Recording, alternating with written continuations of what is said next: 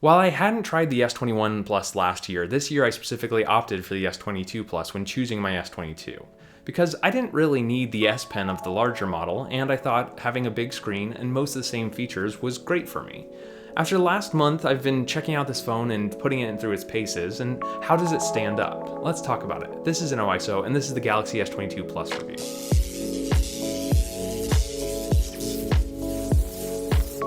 Before we get to the review, I want to give a quick update on the trade-in process that I had talked about in my Galaxy Tab S8 Ultra review. That was specifically a situation where Samsung had denied a trade-in that I had made back in August of last year, and they were basically charging me $800 for a phone that I had traded in back then. Since then, I've talked to customer support many times over, and although it was very, very nail-biting, finally they actually decided to waive the fee, and keep my Galaxy Z Fold 2 that I had traded in. So thankfully that's all resolved. It doesn't really give me a ton of confidence about Samsung's trade-in process, and I've heard enough horror stories to know that probably don't want to opt for it many times in the future. And I wouldn't recommend it to anyone unless you specifically are willing to risk something like that. Anyways, let's get right to the review.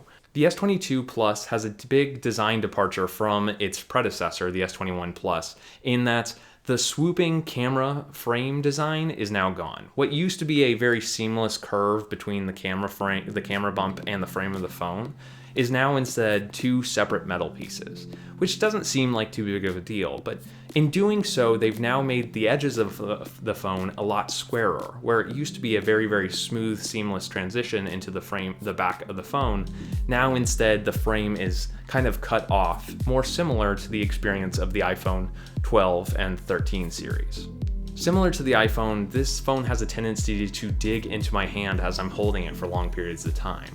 The sharp edges can really be felt, and obviously if you have a case, this isn't going to matter, but for me, I don't really tend to put cases on my phones, and so I really notice the difference here. Even the phone pulling out of my pocket, there were many times where I pulled the phone out of my pocket and thought, oh, that's not a Samsung phone, that's my iPhone 13 Pro. It took me quite a bit of time to recognize the edges of this phone before I realized that it is my Samsung, which it's just a weird departure from former Samsung models. I'm not quite sure why Samsung decided to do it. Maybe they wanted to have a differentiation from last year, or in a very, very negative view, maybe they wanted to have more parallels to the design of the iPhone, but I'm skeptical. Thankfully, outside of that, I tend to like the design of the Galaxy S22 Plus.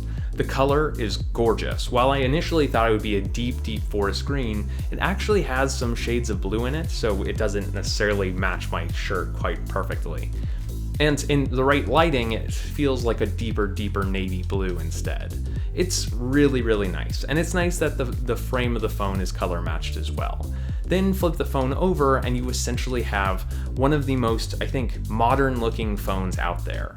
Yes, it doesn't have the same curved edges as a lot of Samsung phones in the past, or the Ultra series, but it has a flat screen that has such tiny bezels that they're basically gone at this point. It feels like the smallest bezels we could hypothetically get without the curved screen, which is great. It feels like you're just holding on to a screen, and that was kind of the vision that we had for the future maybe 5 or 10 years ago. It's very similar to the experience of the Galaxy Tab S8 Ultra. There is a specific camera cutout at the top of the phone, but it's so minute now, it's so tiny that it really doesn't make a big difference to me. Not the same way that obviously any notch does on the iPhones, or previous larger hole punch cutouts on other phones have. And despite that small size, the selfie pictures on this are actually very good. I don't take a lot of selfies with my phone, but I specifically made sure to opt for this phone more often because I knew it would come out with a better picture than any other phone that I had on hand or my friends had on hand. And the display around that camera cutout is incredible, as expected. I initially thought when I had the Pixel 6 Pro that it was just as good as any Samsung phone, but switching back to this from the Pixel 6 Pro, I recognize that this one is substantially better. It's super bright, super colorful, and everything is very, very sharp and visible in any sort of lighting. It gets plenty bright outside, and Something about the just clarity makes it feel like you're reading a magazine rather than staring at a screen. And so I would say that this is just as good as a screen as any others that I've used, if not substantially better. Now let's talk about the other thing that differentiates this phone from the Pixel 6 Pro and the software. Now, I think Samsung software is something that you need to get used to because it's still got some quirks that make it unique from the Pixel 6 Pro. But considering how poor my experience was with the new Android 12 on the Pixel 6 Pro, I'd say that I'm actually better off using something like this. I love the fact that when I first booted up the phone, the background was color matched to my phone, and then the theme colors are consistently color matched to the background. It doesn't really change the experience all that much, and this is still the same Samsung experience, which means that it still has the same downsides.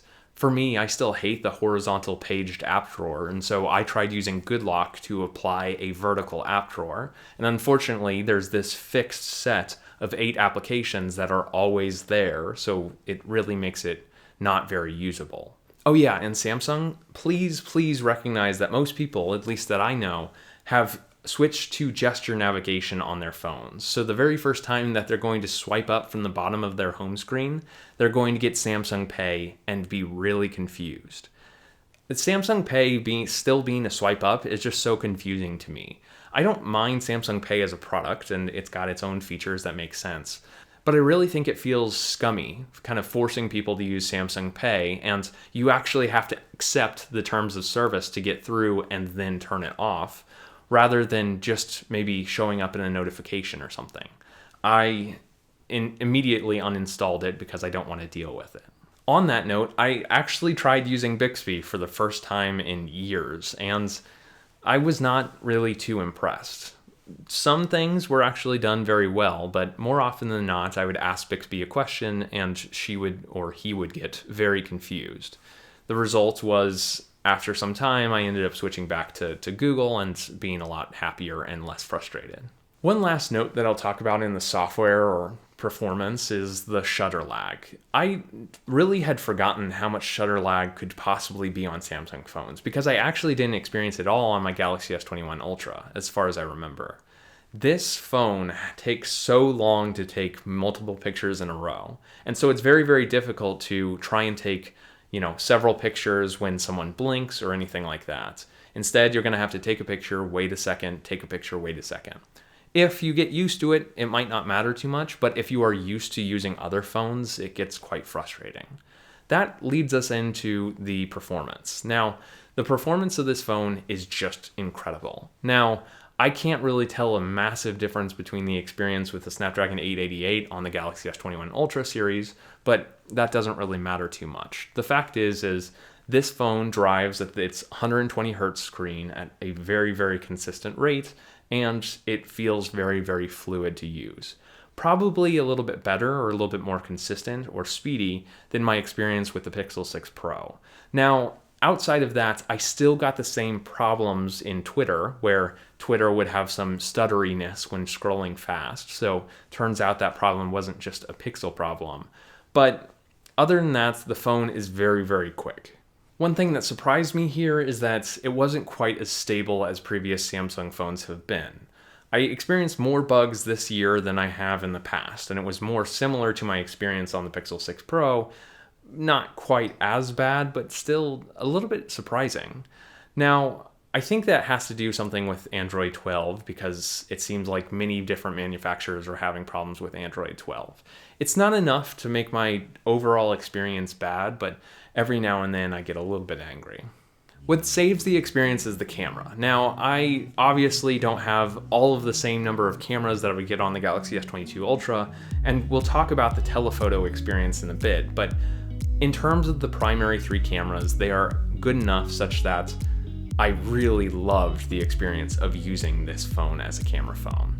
Every single picture was so punchy and so sharp and so colorful. It was just a very consistent and beautiful experience. Now, obviously, the biggest question when it comes to any sort of phone camera is whether the phone is capturing a true-to-life image. But in my experience, I'm not really often going to make a lot of edits to a picture after the fact. Instead, I just want it to look good as soon as I take the picture. And that is a property of just about every single picture I took on this phone. All of the portrait mode shots, I gotta say that Samsung did something really special with portrait mode here, and it seems to have a major step up over previous models and other flagships on the market like the iPhone 13 Pro and the Pixel 6 Pro. It seemed like regardless of how messy my hair was, Samsung could still pick out every single hair and make sure that I was in perfect focus, which could be a downside at times, but it was still very impressive. Now, in my Galaxy S22 Ultra review, which will be coming in a week or so, I will go into more detail about the experience of using video on these phones, but I will say right now that video has been substantially improved on the Galaxy S22 series, such that they are now competitive enough to be considered alternatives to iPhones, which has not been my experience in the past.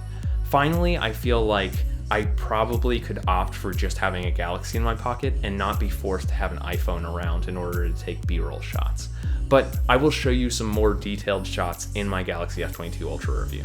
One last note that I'll hit is the battery life, which, to remind you, is one of the reasons why I opted for this phone rather than the Ultra. Since this phone doesn't have a S Pen in it, it's got the biggest size battery that it could hypothetically have, maybe, and therefore, the battery life was really impressive on this phone. I could typically get a good 7 or 8 hours of screen on time, and quite often I was pushing 1.5 to even 2 days depending on my usage, which is very consistent and probably on par and with my experience with the iPhone 13 Pro. There were some instances where I'd have a lot of battery drain that was unexpected, and it seems to be correlated with some apps kind of having a tendency to consume a lot of battery in the background. So hopefully those glitches will be worked out, but that's about it. I guess we can talk about pricing. While it started at a price point of $999, the Galaxy S22 Plus had a massive amount of promotions and pre-order deals and will still likely be discounted just about anywhere you can get it. I would probably opt for not paying $999 for this phone, but when you go down to a price of closer to $900 and you're in direct competition with the Pixel 6 Pro's MSRP, then it becomes a lot more interesting. I think this phone is a great solution for most people, and compared to the iPhone 13 Pro, the price comparison is almost perfect. In my experience, being able to compare the iPhone 13 Pro to this, it really stands up very well. Obviously, the Galaxy S22 Plus is going to depreciate a lot more than the iPhone 13 Pro if history has anything to say about it. But the good news is if you're a Samsung fan, this at $899 makes a whole lot of sense. And if you like me, don't want to opt for the S Pen, then it might be the perfect Samsung flagship for you. Now, I will follow up in my S22 Ultra review to tell you whether the S Pen was really that bad, but you'll have to wait and see, and hopefully you get subscribed so you can see that video first when it comes out. Thank you for watching NOISO. I hope you liked this review of the Galaxy S22 Plus. If you did, be sure to get subscribed, like the video, and let me know down in the comments what you want to know about the S22 series. Thank you for watching, and I'll catch you in the next one.